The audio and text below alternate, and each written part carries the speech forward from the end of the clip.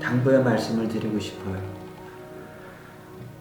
적어도 가족들이 봤을 적에 술을 이렇게 드시는 분이 가족들이 문제라고 생각하면 이미 문제입니다. 이분들은 술을 끊기 위해서 술을 안 마셔야 됩니다. 한 방울도. 한동안 단술을 하다 또 마시면, 저 같은 경우 18년을 단술을 했는데 이따가 술을 마시면서 옛날로 돌아갑니다. 이게 조절이 안 됩니다. 이미 술을 조절하는 조절 능력을 상실했기 때문에. 그래서 이거를 우리는 알코올 중독이라고 하고 알코올 의존증이라고. 그래서 저는 술을 마시지 않는 알코올 중독자입니다. 지금 술을 마시고 있는 사람이 아니고 술을 마시지 않는 알코올 중독. 그 알코올 중독은 뭐냐 하면 술을 조절하는 능력을 상실한 사람입니다. 라를 인정하는 거여야 됩니다. 그래서 그거는 금방 인정이 안 돼요. 그래서 가족들이 문제가 있다고 하면 병원 와서 외래 진료를 받고 의사들의 처방을 받아서 의견을 듣고 입원 치료가 하면 입원 치료를 하고, 그래서 해야 새로운 삶의 길을 열릴 수가 있다고 저는 생각을 합니다.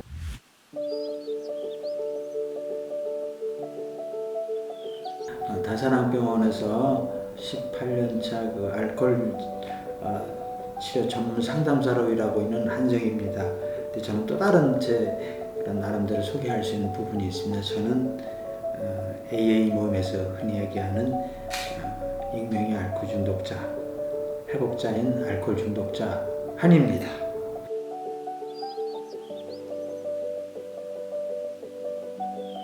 알코올 중독이 무슨 병이냐? 결국에는 자기 자신을 잃어버리는 병입니다. 쉽게 얘기하면 우리가 흔히 얘기하는 하느님, 그러니까 우리를, 내가 이 세상에 사람으로 보낸 조물주 하나, 우리가 힘들 때 하느님 찾잖아요. 그리고 힘든 일이 해결되면 아이고 하느님 감사합니다. 힘들 때는 하느님 도와주세요 하잖아요. 그 하느님을 얘기했을 때 그 하느님이 우리를 이 지구상에 이렇게 부모님을 몸을 빌어서 태어났지만 결국에 종구적으로 가면은 그 누군가가 우리 이 지구상에 보낸 거잖아요. 뭘로 보냈냐면 사람으로 보냈잖아요. 근데 술을 마시고 이성을 잃어버리고 하게 되면 사람 노릇을 못하고 살잖아요. 그렇죠?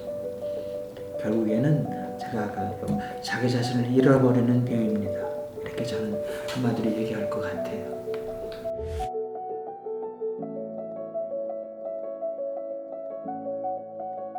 재수술로 요청을 했습니다. 입원시켜달라고. 나 치료받겠다고. 너무 힘들어서. 근데 검단 증상도 심했고, 그리고 그때는 이미 저한테는 가족이 떠나는 아픔이 있었습니다. 그 아픔을 겪은 내가 술을 마시지 말아야 되는데 저는 계속 주변에 간섭하는 사람이 없으니까 얼마나 더 술을 잘 마셨겠습니까. 그러나 끝내 1년이라는 기간 동안 혼자서 술과 기분 좋은 여행을 떠났다고 생각하는데 그거는 결국에는 나를 파멸의 늪으로 가는 길이었었고, 마지막에는 정말 이제 금단증상이 심하고, 그러다 어느 순간에 번뜩 드는 정신 속에서 살고 싶어서 가족이라고 이제 떠났으니까 제 여동생한테 SOS를 보냅니다. 살려달라고, 입원시켜달라고. 그래서 다산항병원과 인연이 그때부터 시작이 된 겁니다.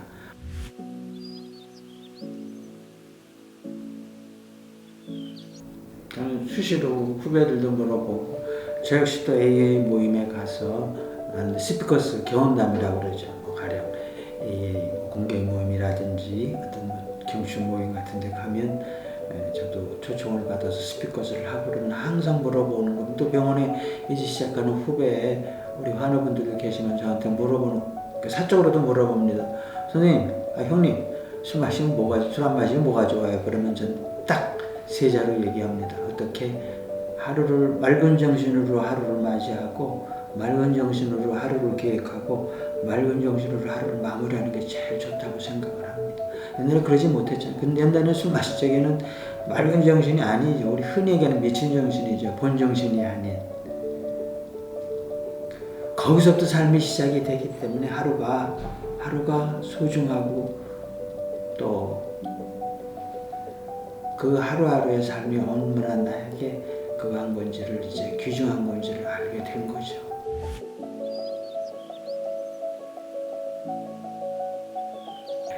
그 와중에 저희 주치계신 원장님께서 한 선생님, 외국에는 이 알코올이나 이 중독의 치료 환경에 그 중독에 늪에서 이제 회복하셔서 그런 분들이 소정의 전문 지식을 쌓고 전문 공부를 하셔서 치료자의 길을 가는 분이 많다고 권유를 하셨었고, 저 역시도 이제 예전에 일했던 직장으로 돌아갈 수도 없고 돌아갈 집도 없었었고, 진짜입니다.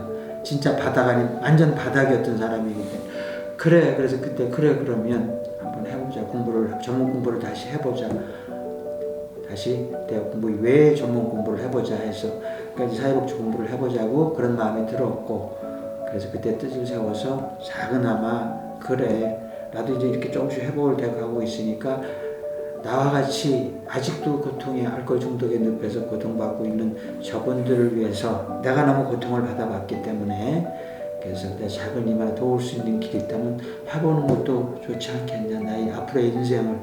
그래서 그때 다시 전문화 공부를 해서 사이버 2년 사회복지 공부를 다시 시작을 했습니다. 전문 공부를. 예.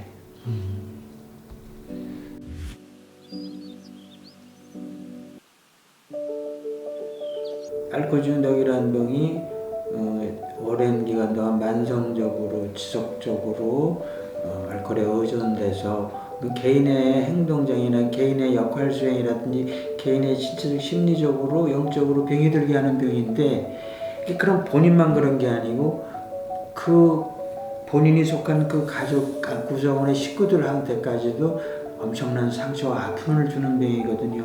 공동의존의 병이 생기고 그 환자 하나로 인해서 자녀분들이 병 들어가게 되고 환자 하나로 인해서 모든 그런 여파들이 파장이 커지고, 특히나 배우자한테는 공동의존에는 치명적 질병을 주게 되거든요. 그 사람들도 자기 정서적인 건강한 그런 어떤 사고체계를 가질 수가 없습니다. 그래서 알코올 중독은 공동의존병, 가족병이라고도 얘기를 하거든요.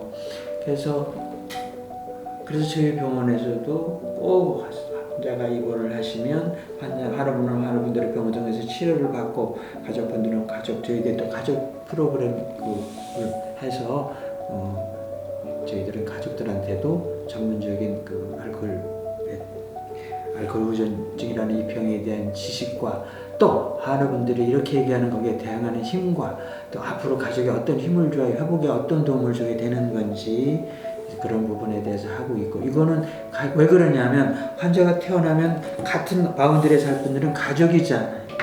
그러니까 제일 중요한 거는 환자가 자신도 병원에 우리 다스랑 병원에 들어와 입원 치료를 받으면서 제일 먼저는 본인이 자신의 문제를 보는 겁니다. 그게 병시라고 하는 건데, 나도 삶을 살다 보니까 어느 날부터 마셨던 술이 내 삶의 진통제고 영혼의 진통제였지만 어느 날부터 그 술이 내 자신을 갉아먹게 되고, 나도 힘들어서 술을 마셨지만 내가 그렇게 자꾸 알코올 중독이 깊어갈수록 문제가 될수록 나의 가족들도 엄청나게 나 때문에 힘들었다는 거를 알게 되어 회복이 시작되는 겁니다. 이 병은 우선은 나를 위해서 치료를 해야 되고, 나를 위해서 치료하는 게 결국에는 가족도 치유되는 거거든요. 그래서 퇴원해서, 그러니까 병원에서 치료를 잘 봐야 되겠지만 퇴원해서 어떻게 살아갈 것인가, 가족들과 더불어서 같이, 그게 중요한 거거든요. 그래서 가족들한테도 가족 교육을 하고 하는 겁니다. 그래서 그걸 알아야 가족들이 환자가 퇴원해서도 후기 금당 선생이 어떤 거, 흔히 얘기하는 마른 중정이 어떤 거, 왜 저렇게 되는 건지, 예전에 가족들을 모르는 분들은 아이고 저거 술 좀 마시고 싶어서 저렇게 짜증내는 거구나, 술 사줬거든요. 근데 그건 더 타는 불에다가 기름 붓는 꼴이 돼버린 거잖아요. 하나의 예를 들어서. 그래서 가족들도 이 병을 알아야 하나 퇴원해서 같이 협조해주고 이해해주고 도와주고 할 수가 있는 거거든요. 그래서 가족병이라는 겁니다. 그래서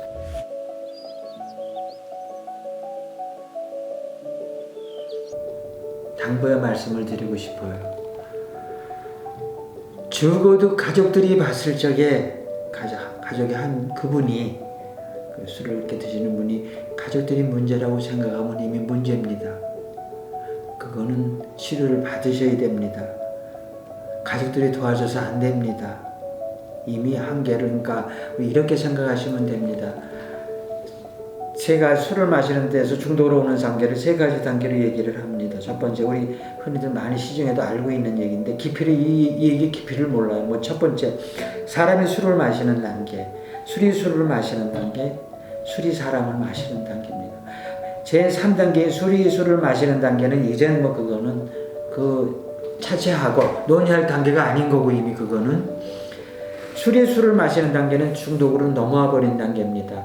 대개 사람들은, 길 가는 사람들 10사람을 붙잡고 물어보면, 술 드시는 분들 10명 중에서 7, 6분들은 사람이 술을 마시는 단계에서 술을 적당히 조절해 마시면서 평생 마시면서 살아가는데, 술이 술을 마시는 단계를 넘어오신 분들은 이제는 다시는 사람이 술을 마시는 사회적인 건강한 자신이 술을 조절할 수 있는 단계에 머물 수 없는 사람들이기 때문에, 술이 술을 마신 데는 넘어오신 분들이 술을 한동안 안 마셨다고 해서 사람이 술을 마시는 단계로 돌아갈 수도 없고 좋아질 수도 없습니다. 현대의학으로는. 이분들은 술을 끊기 위해서 술을 안 마셔야 됩니다. 한 방울도. 한동안 단술을 하다 또 마시면, 저 같은 경우 18년을 단술을 했는데 이따가 술을 마시면서 옛날로 돌아갑니다. 이게 조절이 안 됩니다.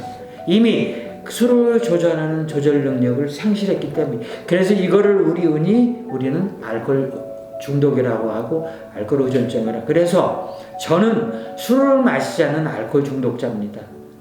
지금 술을 마시고 있는 사람이 아니고 술을 마시지 않는 알코올 중독. 그 알코올 중독은 뭐냐 하면 술을 조절하는 능력을 상실한 사람입니다. 라를 인정하는 거야 됩니다. 그래서 그거는 금방 인정이 안 돼요. 그래서 가족들이 문제가 있다고 하면 병원 와서 외래 진료를 받고, 그다음에 의사들의 처방을 받아서 의견을 듣고 입원 치료가 하면 입원 치료를 하고, 그래서 해야 새로운 삶의 길을 열릴 수가 있다고 저는 생각을 합니다.